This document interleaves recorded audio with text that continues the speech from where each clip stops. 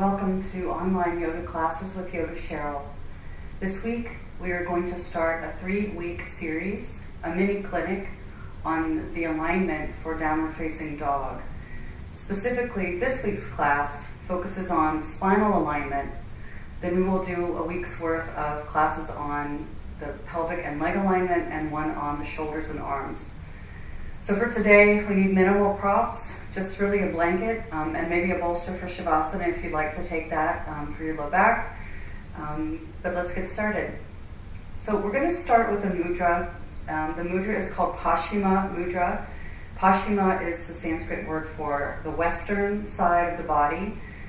Traditionally, the yogis would do their asana practice facing the rising sun, so the back of the body would be the west side of the body. And this is a mudra that helps to bring awareness into the spine, into the discs between the vertebrae, and helps you to sort of feel this sense of internal support within you. The right and the left hands are going to do something different. So the easier hand, we'll start with that. The left hand, you're going to touch the thumb and the ring finger together, and then rest the back of the hand on the knee. The right hand, you're going to touch the thumb, the middle finger, and the pinky finger. Now you can see that on my hand, my ring finger doesn't want to stick out so far, so don't force that to happen if you have a hand that feels a little bit tighter. I'm also just going to rest the back of my hand on my lap and close my eyes. So make sure that you're sitting up nice and tall. You can sit unassisted like I am today, or you can sit on your bolster if you prefer. Lift up through the belly and try to balance the weight in the center of the sit bones. Lift up through the sternum, let the front of the rib cage relax. Lift up through the crown of the head, let the shoulder blades relax. So as we sit here, feel the curves of the spine, the natural sine wave that goes from the top of the head down to the tip of the tailbone. We can imagine this sense of hills and valleys. If we start at the top of the head, there's a slight hill at the back of the skull. Of course, that's not exactly the spine, but we still have that sense of curvature. The valley of the back of the neck, the cervical spine, the hill of the thoracic spine, where the shoulders are and the rib cage is connected in.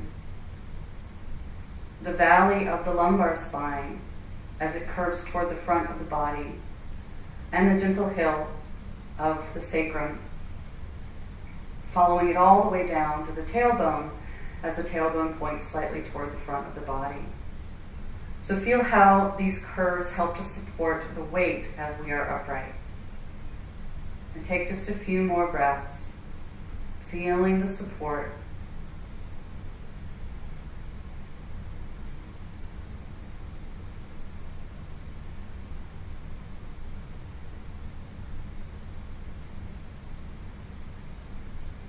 Perhaps even feeling the breath traveling up and down along these hills and valleys.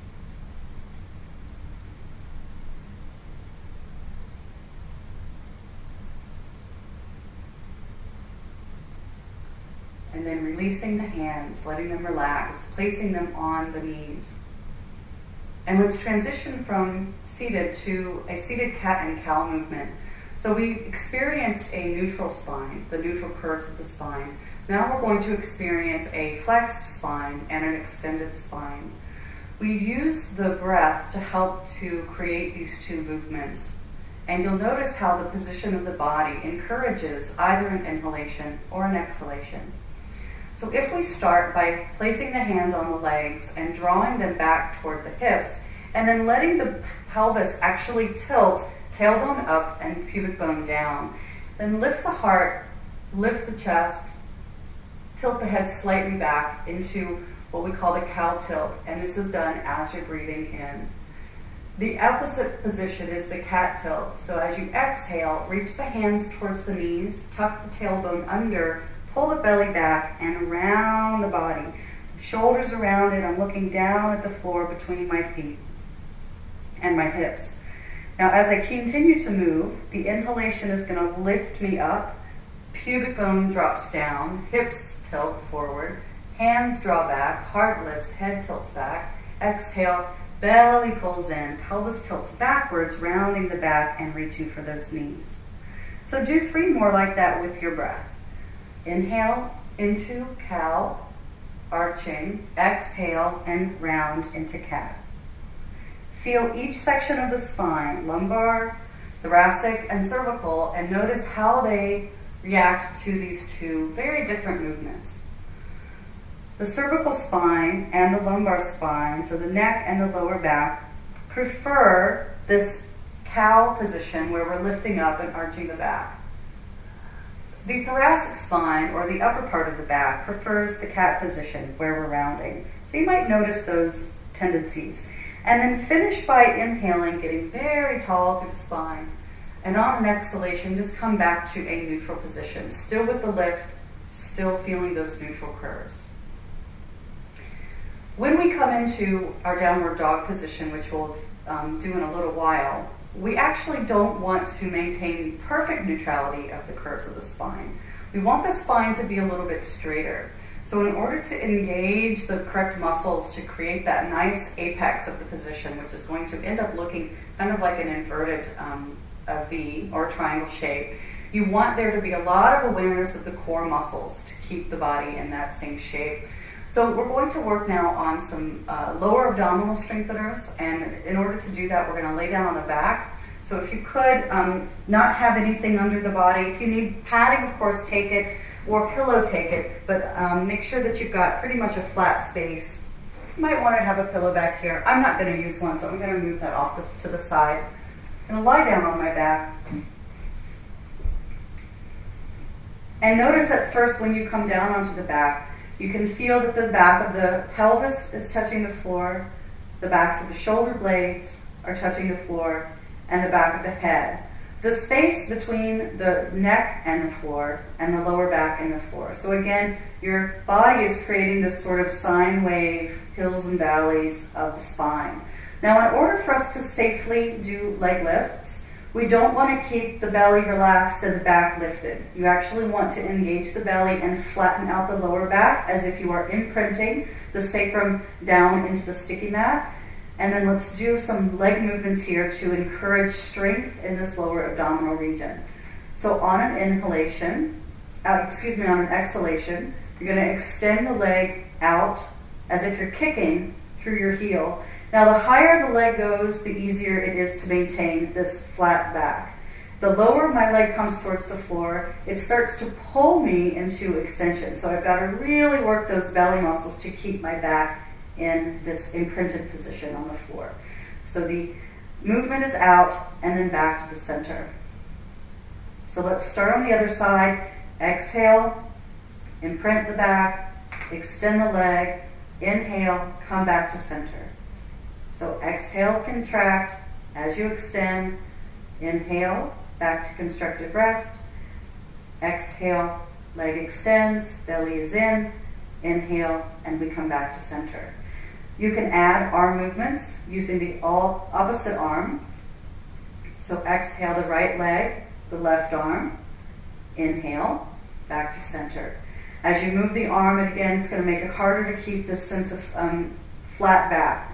So exhale, belly in, left leg, right arm, inhale, center, exhale, extend, and inhale to center. Exhale, engaging, inhale, releasing, exhale, engaging, and inhale, releasing. If that was a challenge, you're going to do that again. I am going to show a slightly different variation, but again, if it's hard, continue what we just did. If you're going to continue, you can start from a different position. The knees are going to hover above the hips, so this is a vertical line, and then the shins are going to also hover parallel to the floor. So the starting position is here. Again, on an exhalation, you're going to drop the leg down, and then inhale, come back up to the starting position, keeping the back imprinted the whole time. So exhale and inhale. Exhale and inhale. Exhale, lower. inhale, lift.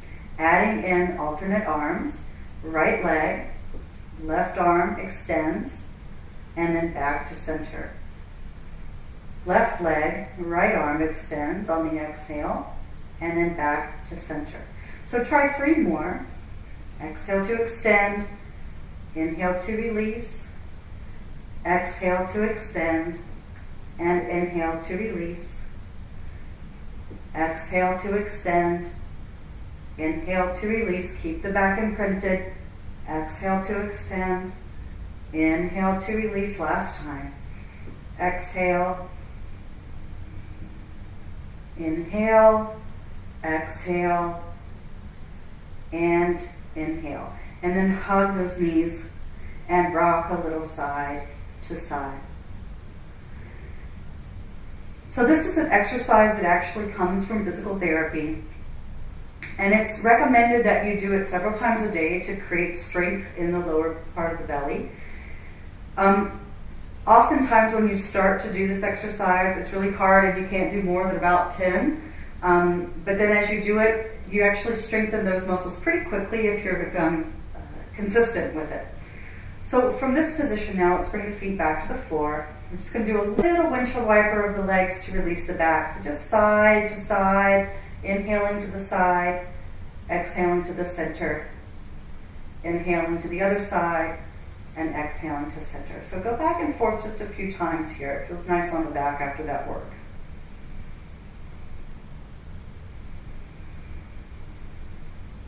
Good. And then from there, you're going to roll all the way over to the side and come up. I'm going to grab my blanket again because I'm coming back to a kneeling position. As I set up the blanket right in the center of the sticky mat, I'm going to come again into my hands and knees. As I come into my hands and knees, the idea with this next movement is very similar to what we just did, except for now we're going to strengthen the back of the body instead of the abs. Hands are going to be directly below shoulders, knees separate, and directly below hips.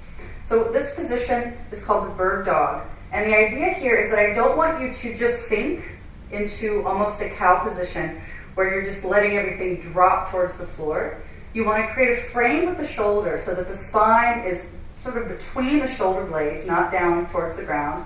And then a little tuck of the belly in. Not that you're actually doing cat, but just a tight abdominal region so that you can maintain this beautiful spine that doesn't feel like you're straining or sinking.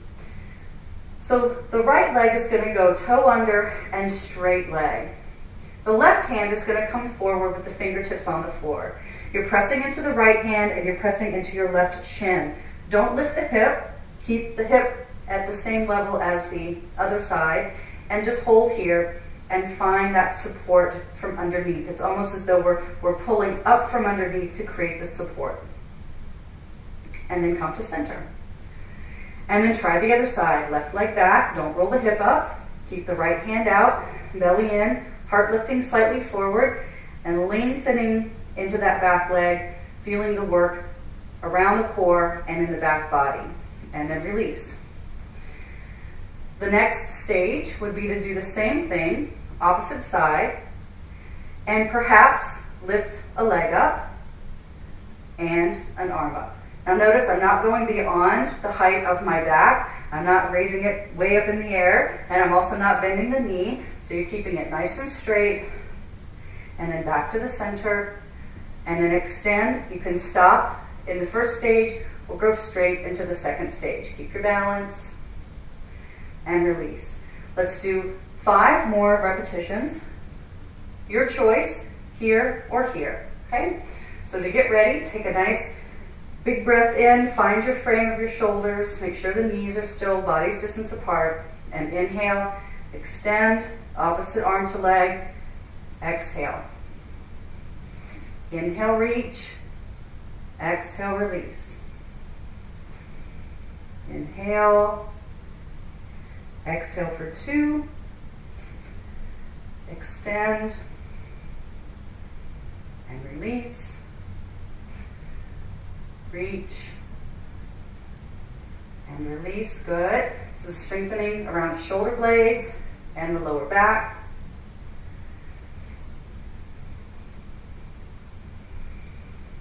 One more time.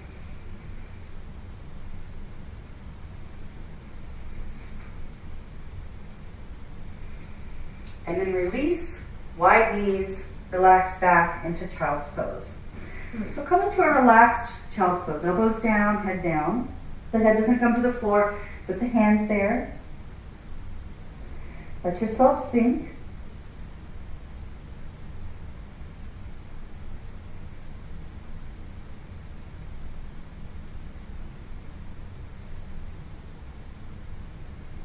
Then reach the arms forward.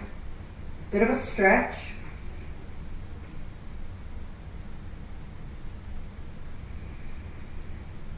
We're going to go one stage further. If that was challenging, you're going to repeat the bird dog, either to here or to here. If that was easy, you can transition it into the locust or shalabhasana. So here, I'm going to open up my blanket just to make this more comfortable as I lay on my belly. So all the way down. Start with the hands under the forehead. Lengthen the legs back, keeping the feet together. Press down at the pubic bone and the top of the thigh. Try to keep your hip bones on the floor as we move the legs. So inhale, lift up one leg, and then release. Inhale to lift the other leg, and exhale, release. So lifting and releasing, lifting and releasing. Try to keep the hips pretty much on the floor. Now adding the arms in, you're going to place the arms beside the hips. Again, the forehead is down on the floor, not the chin. Again, dropping the pubic bone into the floor. As you inhale, your right leg is going to lift, the left arm is going to reach forward. And then you come back to center. The left leg is going to reach, the right arm reaches forward, and then you release. So inhale, alternate sides. Exhale, come to center. Inhale, reach. Exhale, release. Inhale, reach. Exhale, release. Inhale into locust. Exhale, release. Do two more on each side. Inhale, reach. Exhale, release. Inhale, reach. Exhale, release. Inhale, reach. Exhale, release. Inhale to reach. Exhale, release, head under, hands under head. And a little shake of the back of the body. Make sure that low back is softening.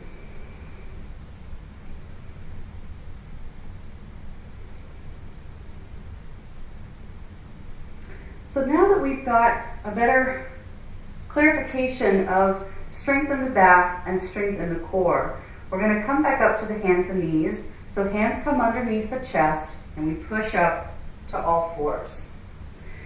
Now from all fours, if you could bring your hands slightly forward of where they started, so about a hand's length forward, open up the fingers wide, turn the elbow creases here where the blood is drawn to the thumb, so we're not hyperextending the elbows forward and we're not bending the elbows out to the sides. We're keeping a nice alignment of the arm. The upper part of the arm is externally rotating.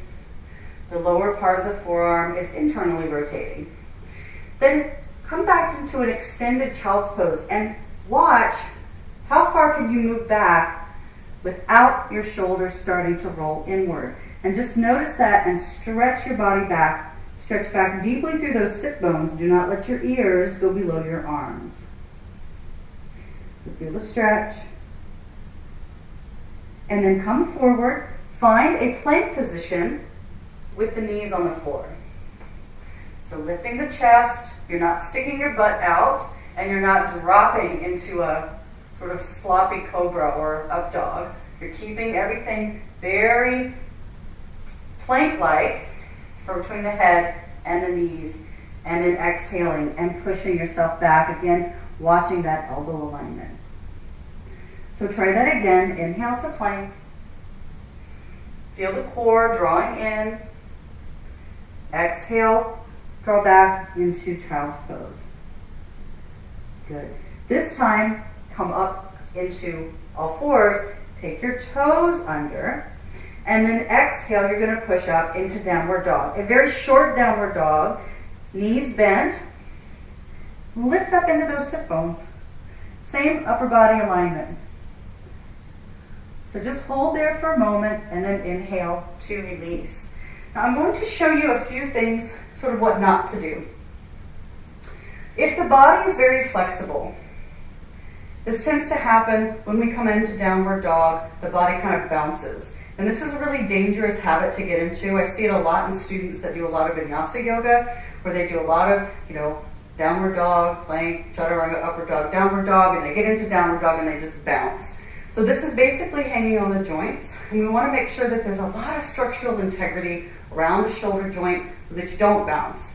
So the idea with this, and I'll show you kind of what it looks like, what not to do. So if you're fairly flexible, you come up into downward dog, everything looks like a roof that's got snow on it. Everything just kind of sinks, and you kind of bounce when you get there. So what we want to do instead of letting the chest and head drop is bring the ears into alignment with the arms. That actually corrects quite a bit of the misalignment. And then draw the inner elbows toward the head so that you're creating this sense of strength back here under the shoulder blade. The other end of the spectrum is for people that are very tight in the back and hamstrings. So what happens there is as you come up into downward dog, the body tends to be sort of like the cat. And the back is rounded, and the knees are straight, and everything is in the weight of the arms. So here the correction would be to bend those knees and take the sit bones up and the pubic bone back to try to take some of the weight into the legs and less of the weight onto the hands. Okay, so we're going to turn that into a little flow. So again, I'm running out of mat space, so I'm just going to walk my knees back a little bit so my arms are angled forward. And inhale to plank. Knee plank. Exhale, back to extended child's pose, keeping your elbows aligned. Inhale to all fours, and exhale up into downward dog. Now keep your knees bent, just lift up through those sit bones, take some weight into the arms. Inhale to the floor. Exhale to extended child. This time, either come to plank or come to a cobra. As you inhale, plank or elbows bend, a little cobra here. Exhale, push all the way back. Watch your elbow alignment. Inhale up, toes under. Exhale, hips lift. Find that same alignment as you had in extended child's pose in this bent knee downward dog. Inhale. Exhale, extended child. Inhale. Inhale up, toes under. Exhale, hips lift. Find that same alignment as you had in extended child's pose in this bent knee downward dog. Inhale. Exhale, extended child. Inhale, plank. My knees are a little too close for plank, so plank is here, or cobra is here. Exhale, push back. Inhale, forward. Toes under. Last time. Exhale, come up into downward dog. Nice long spine. Walk the dog. One heel down and the other heel down. Open up those calves. Check in your elbows. Make sure that they're still facing the right direction. Perhaps both legs can come back and move towards being straight, as long as it doesn't make you do too much of the cat. And then inhale to release. Let's take the knees apart. Hands back by the feet, and come forward and rest.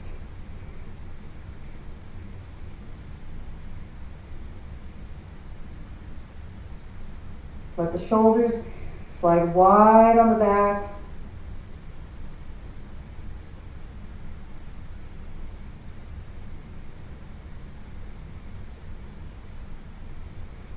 Taking a few breaths into the sides of the waist.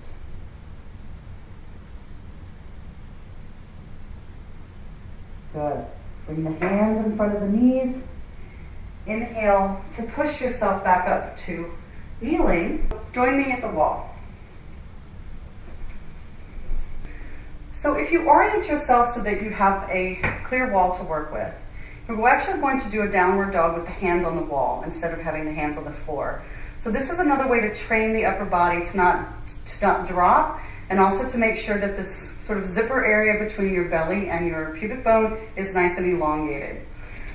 The hands are going to be placed shoulders height, so my fingertips are about at the height of my top of my shoulder, and my hands are more at the height of my chest, just like I would have them for a regular downward dog. I'm going to open up my palms, step back far enough just to start so that my elbows can straighten, and let the inner elbow line up with the thumb.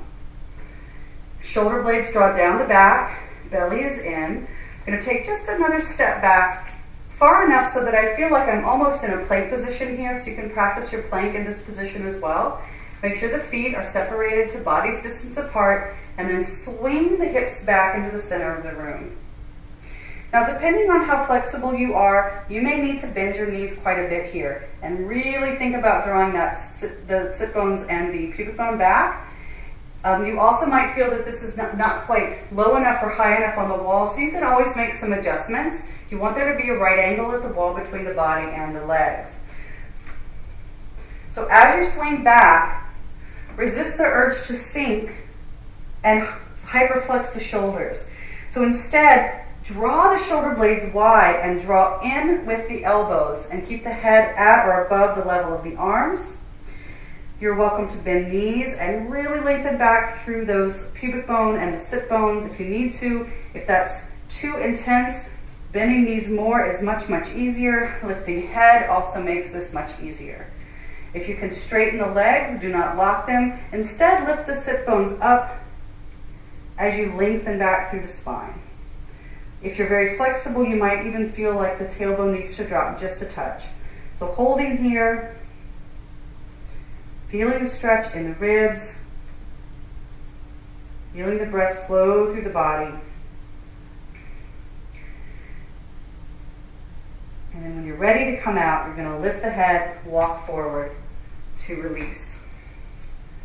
And just stretch the arms back. Just with the opposite position with the arms. Good. And then to release the back body, turn around to the center of the room, place the buttocks against the wall. The feet are a few inches away, and come into a wall hang. So here we're going to place the hands on the thighs and start to slide forward. As you slide forward, the sit bones lift up. You can stop here. If this is as far as your hamstrings will allow you to go, hang out on your elbows. Or you can let the arms dangle down and release the whole spine over the legs. Pressing sit bones against the wall, press the heels down into the floor. This can also be done as a straight leg version. Lift up through the sit bones and release the spine. Keep the belly drawing in.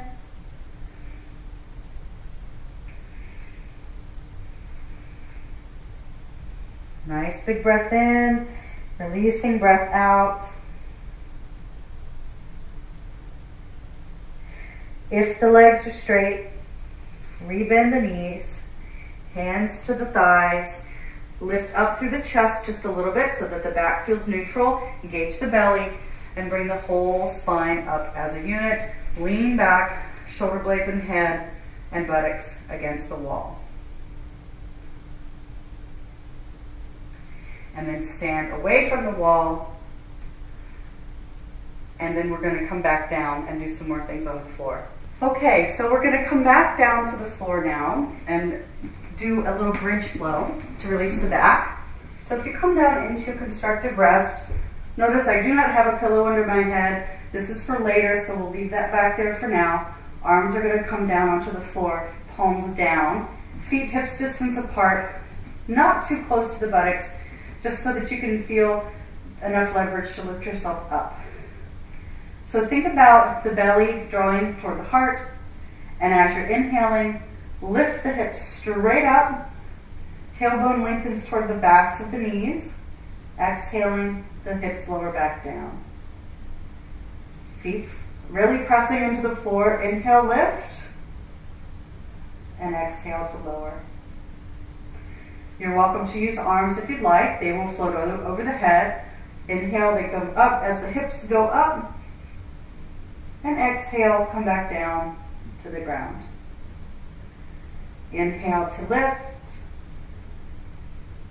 Exhale to lower. Last time, inhale to lift. And exhale to lower.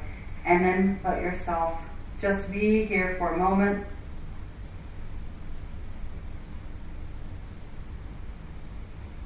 So now to release the spine, I'm going to take my blanket to the side. I'm going to fold it over. You could also use a block for this or a bolster. But the blanket's close, so I'm going to use that. Coming into a reclining twist. The blanket is on the right side of my legs, shifting my hips to the left, bringing my knees to the chest, and then letting the legs come to the blanket. I can hold down with my hand here if that feels appropriate, and my other arm is going to reach back. So head is neutral, feeling the body rotate. So this is to release the back, to stretch the sides of the body after all that work in downward dog.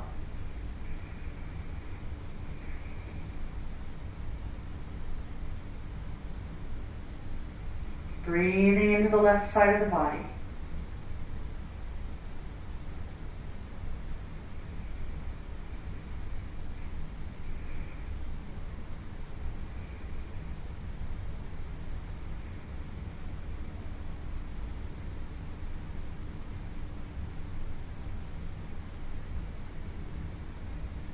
Good, and then back to center. Feet to the floor. Blanket to the opposite side.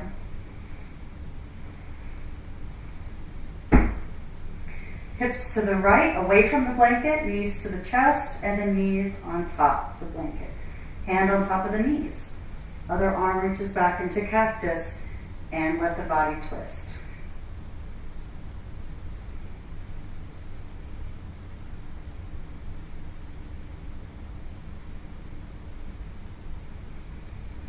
Breathing into the right side.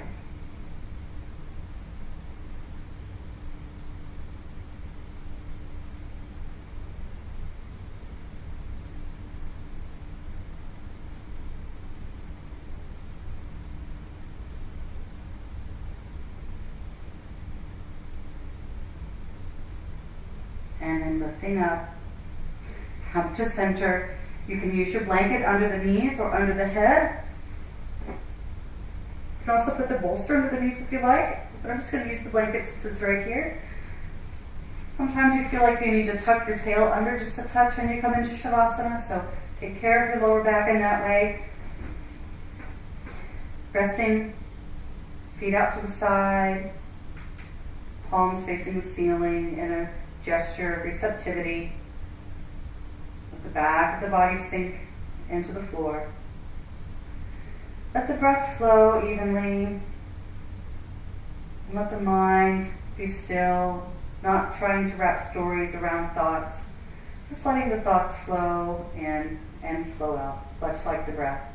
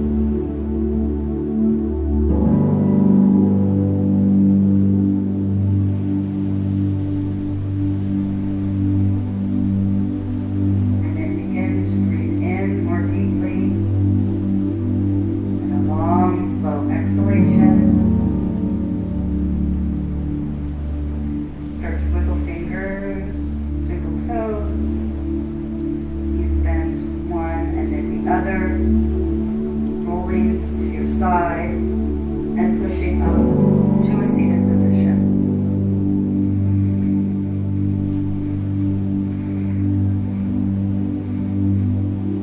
Thank you for taking the time to practice with me today. I hope you join me for these next 2 online courses as well. The other 2 downward dog alignment for shoulders and for legs and hips. Let's bring hands to the heart. Namaste.